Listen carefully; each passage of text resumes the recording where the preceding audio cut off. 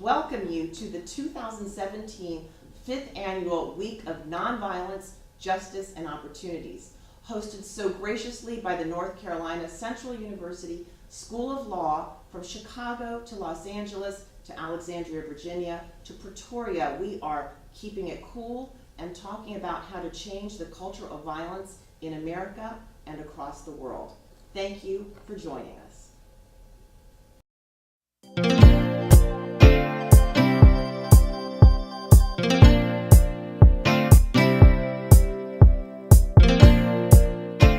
Congresswoman Moore, thank you so much for joining us today. We are talking about keeping it cool, as the millennials say, and really talking about de-escalation, particularly in this climate of violence that we're facing in the United States.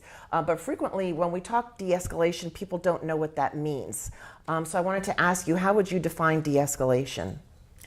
Well, in the context of the legislation that I am bringing forward, Michelle, I'm talking about the tactics that police officers use when they're encountering citizens.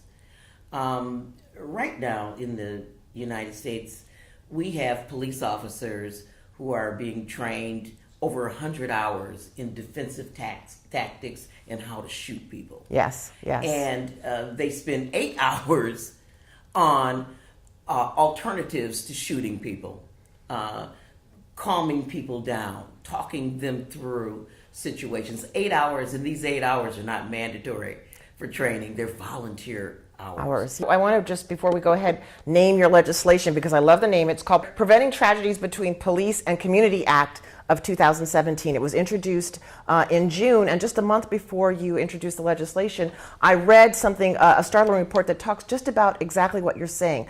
34 states have training. It's not mandatory, and police officers say they are trained in how to deal with pulling somebody over in the car, marijuana investigations, but I don't read anything about mandatory training on de-escalating a situation that could end up in a fatality. And in fact, it's true. I was inspired to introduce legislation because of the death of one of my constituents, Dontre Hamilton. And of course, it just fits in with Mike Brown and all of the other, Gray in Baltimore, all of the other situations that Americans are so familiar with. In the case of Dontre Hamilton, he was unarmed, sleeping on a park bench in the public Milwaukee County-owned park bench, and was shot 14 times. Why? So you have to ask yourself the question, why did a police officer, quote unquote, fear for his life? Yes. With someone who was unarmed, and it's because this officer in particular was not trained to handle the situation in any other way, to de-escalate the conflict. As it turns out, the facts in the case were that the police officer approached the sleeping man, sleeping on a park bench, and started prodding and poking him with his baton. And natural reflex, if someone is pounding you, yes. I remember Mom with the belt. Yeah. You switch, you automatically, instinctively grab it. But instead of this officer, using verbal commands or talking him through it or backing away. Yes. He shot him 14 times. And his excuse was, I felt my life was in danger. For someone who was sleeping.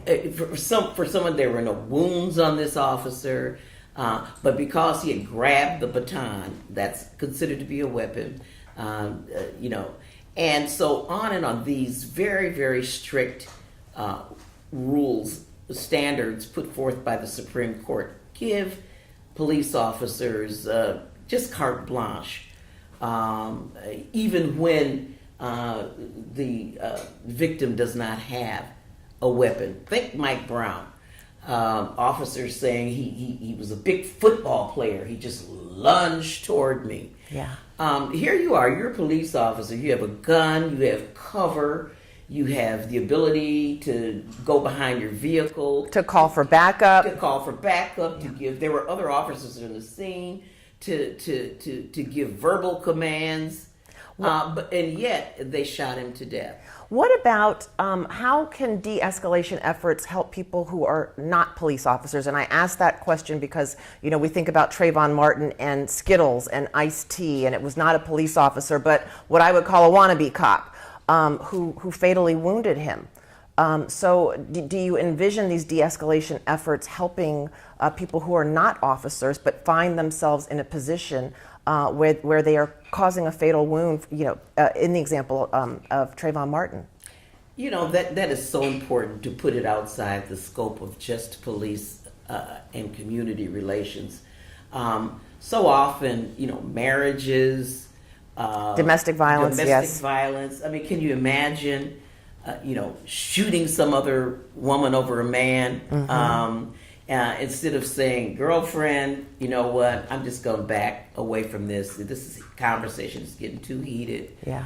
And if you have the opportunity to walk away, that's de-escalation. Yes, yes. There's no shame in saying, you know what, I'm just going to leave the scene. If you're a man and you're mad, you can walk out the door. You don't have to punch your wife and beat her up. Well, you have signed the Black Women for Positive Change Peace Pledge.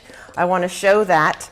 And thank you so much for signing it. We are hoping that people all over the country will go online, look at the Peace Pledge, sign it, and join me, and our other co-chairs in pledging peace and nonviolence.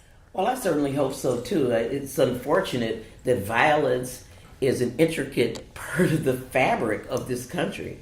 Whether it's domestic violence, it's bullying in schools, it's police, community, relationship breakdown.